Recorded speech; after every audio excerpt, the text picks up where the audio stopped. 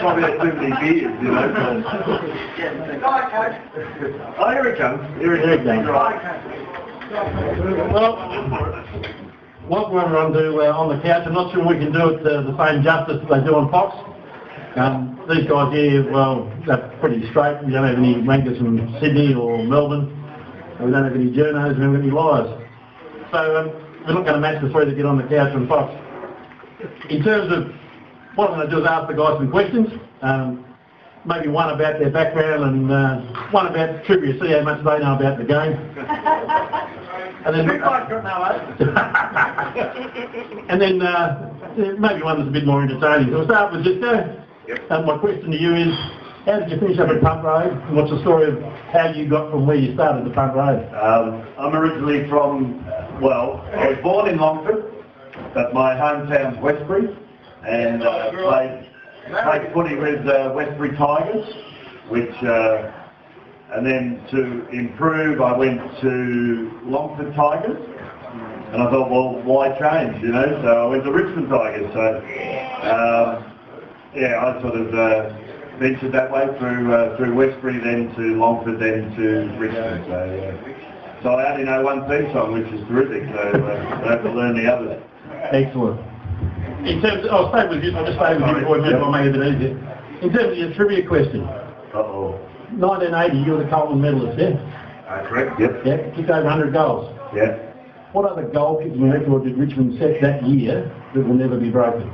Yes, yeah, I might know that one. We were very lucky, we had the under-19s and the seconds, and we had a fellow in the under-19s called Peter Lane, who kicked 100 goals in the under-19s.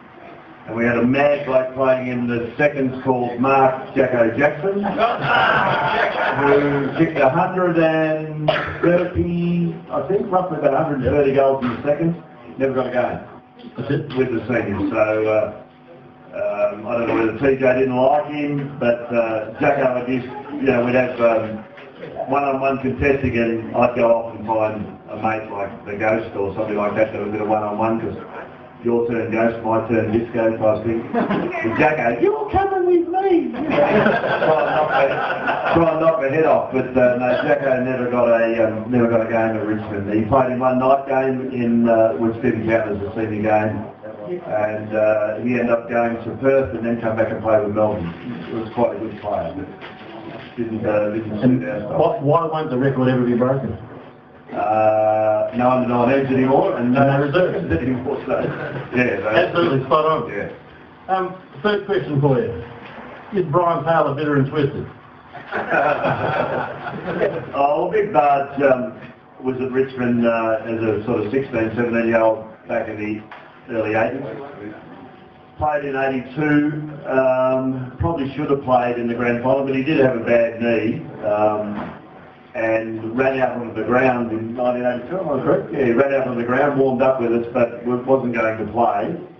He was disappointed, but his knee was shot. We went to play, I think, an exhibition game for the Commonwealth Games up in Brisbane, and BT sort of lasted about a quarter and did his knee again. So he probably wasn't right to play in 82, and Richmond wouldn't make their mind up who was going to play full forward back in those days, so like BT would line up at full forward and I'd be, say, on the half-forward flank, centre half forward, and then in the first quarter, if BT hadn't got a kick, he'd be moved or put on the bench, and it was really, didn't suit our footing. I don't think I played my best footy away from full forward anyway, so in 1982, Big General Lee broke his thumb a couple of times, and they threw me into the ruck and actually enjoyed the ruck for a while. I don't think Very much good.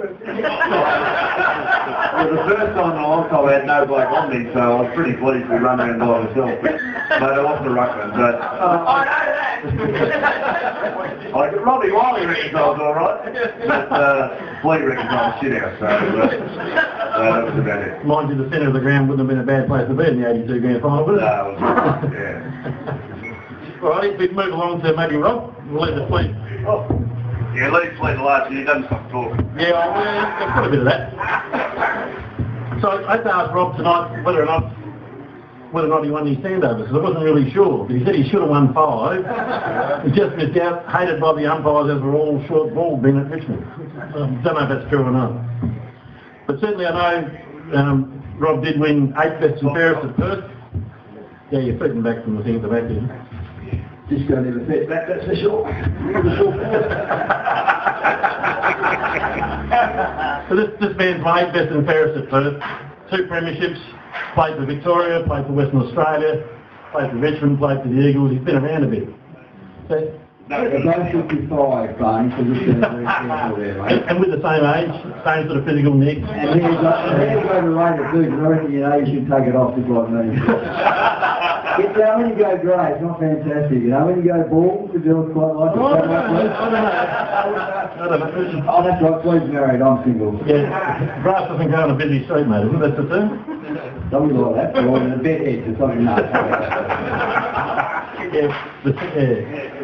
So, how did you get the punt rover? Yeah, thanks, buddy.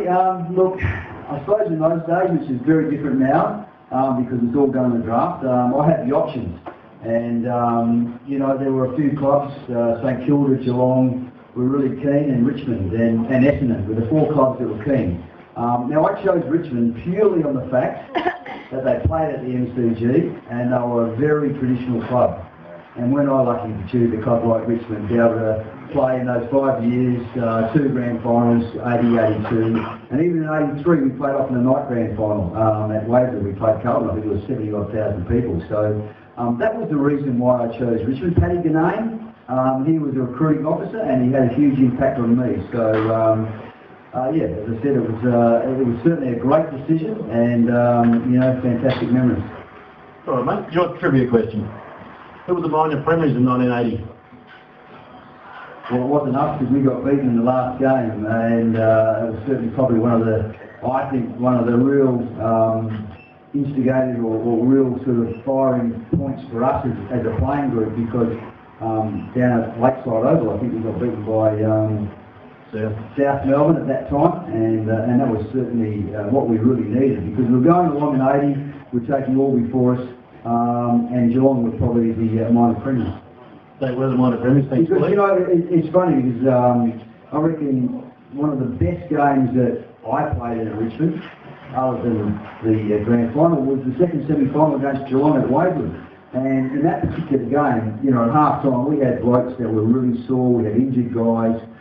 It was such a gutsy effort, but it was enough to be able to get us across the line and stand us in good stead, and we knew that, we could take on anyone. And it was just fantastic. We were able to be Collingwood by 81 points. Very good. That Collingwood scarf. Don't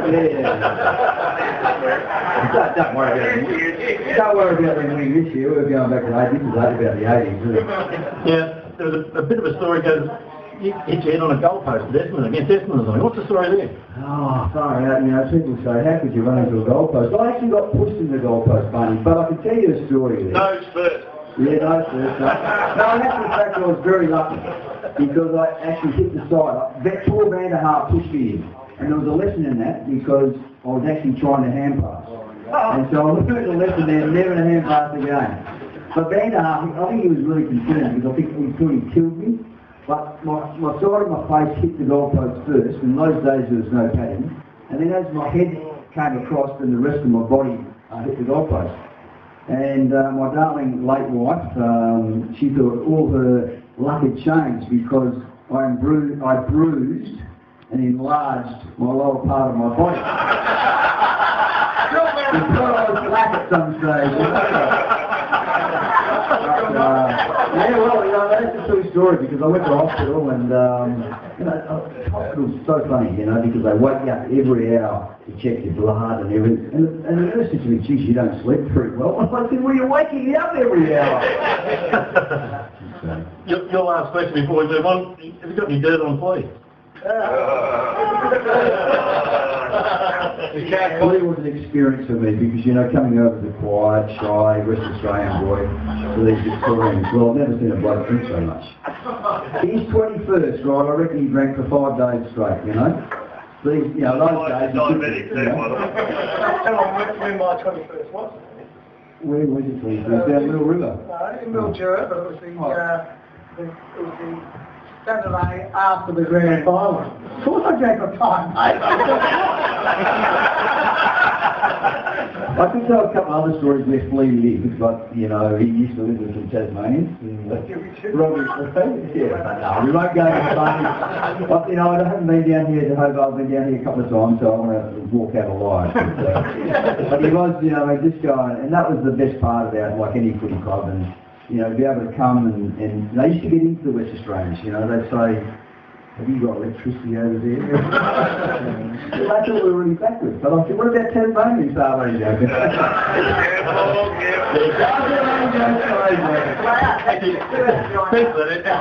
That just explains those 7 or 8 little short bald kids at the airport when you go. That was late on there.